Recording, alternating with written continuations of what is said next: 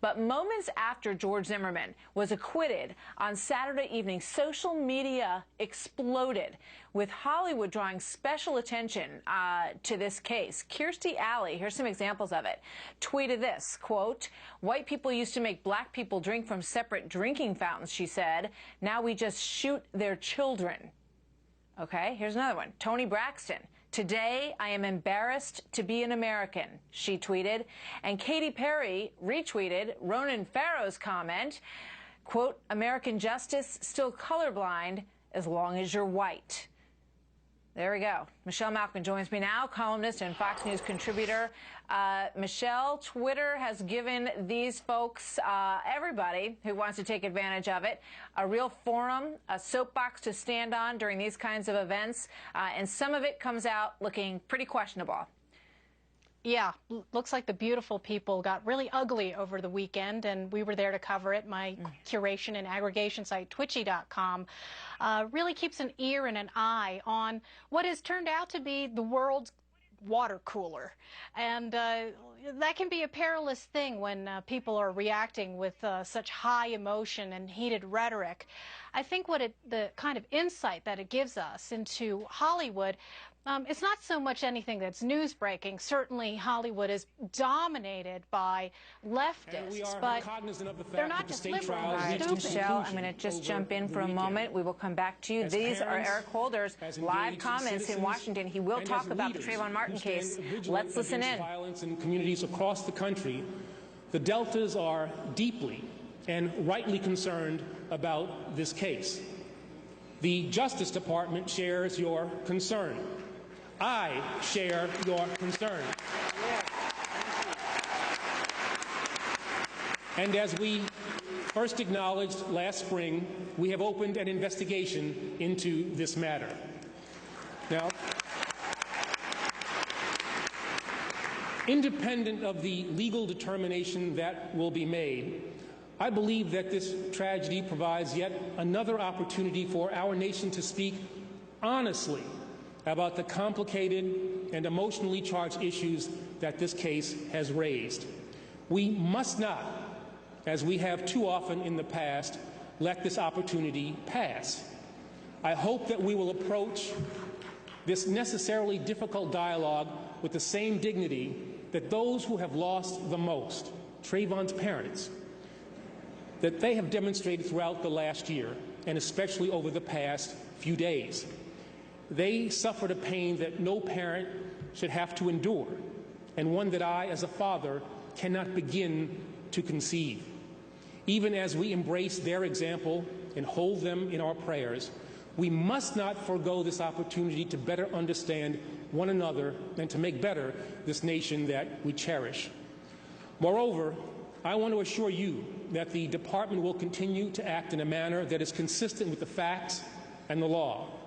We are committed to standing with the people of Sanford, with the individuals and families affected by this incident, and with our state and local partners in order to alleviate tensions, to address community concerns, and to promote healing.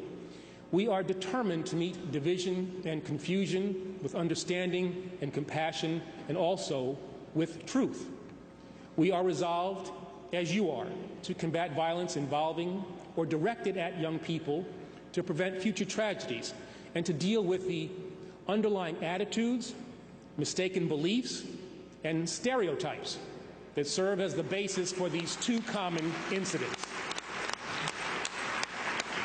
And we will never stop working to ensure that in every case, in every circumstance, and in every community, justice must be done.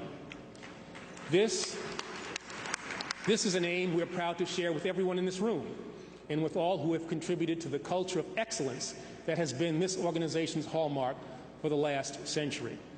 In the decades since Delta Sigma Theta was founded in 1913 by 22 ambitious Howard... All right, let's go back to Michelle Malkin, who's standing by. Very extensive comments from the Attorney General Eric Holder on the issue of whether or not the Department of Justice will pursue this. And he said, we opened an investigation prior to the trial in Florida, and we will continue it. What do you think about it, Michelle? Well, I would just warn that Eric Holder's rhetoric has never matched the reality. This is somebody who has posed as a neutral arbiter of law since his days at the Justice Department under the Clinton administration.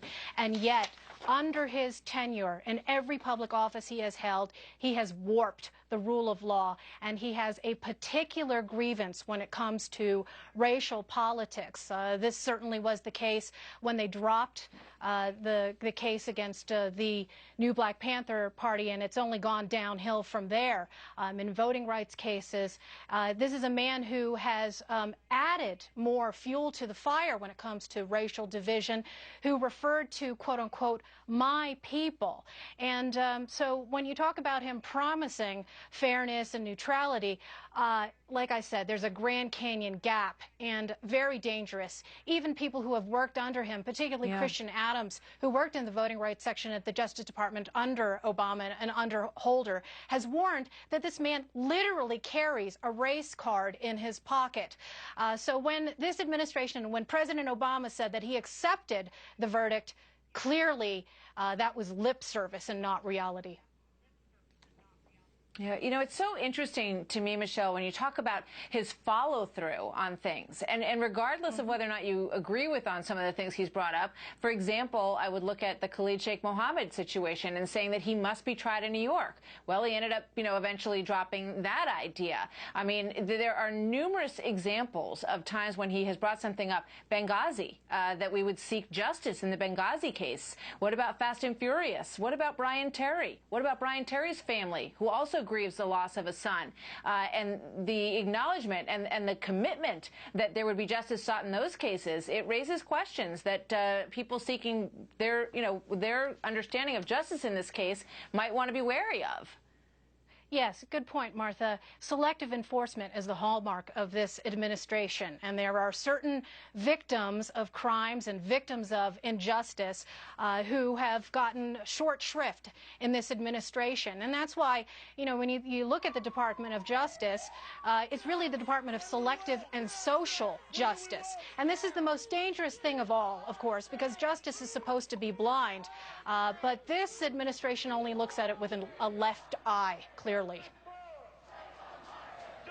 You know, but how do you think he's serious, I guess, is the follow-up question there about pursuing this case? It has already worked its way through the court system, which was the reason that they stepped aside after beginning that investigation. They said, well, let's let it work its way through the system.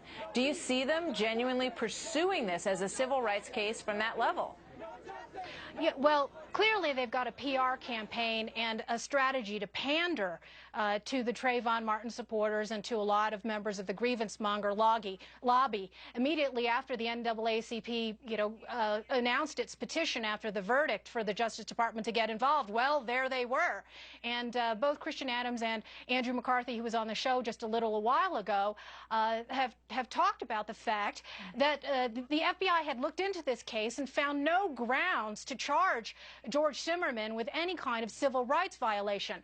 But for the narrative and the optics, they need to keep feeding this public perception that somehow George Zimmerman is a racist devil, when clearly that's ridiculous. And just to wind this back to the discussion we had at the very beginning about Hollywood, there's this pop culture incentive, this pop culture momentum to turn this man into a devil, and it's very dangerous. And what Obama should be doing, of course, is trying to tamp down a lot of the incitement that's going on. He clearly did that when he tried to cast the Tea Party as racist and divisive, but he won't step forward and try and diffuse this bomb. Look at the chaos that we're seeing in places like Oakland and other urban areas. Where's a responsible voice to say, calm down and let justice speak and serve? All right. Michelle, thank you very much. Michelle Malkin joining us from Colorado. Thanks, Michelle.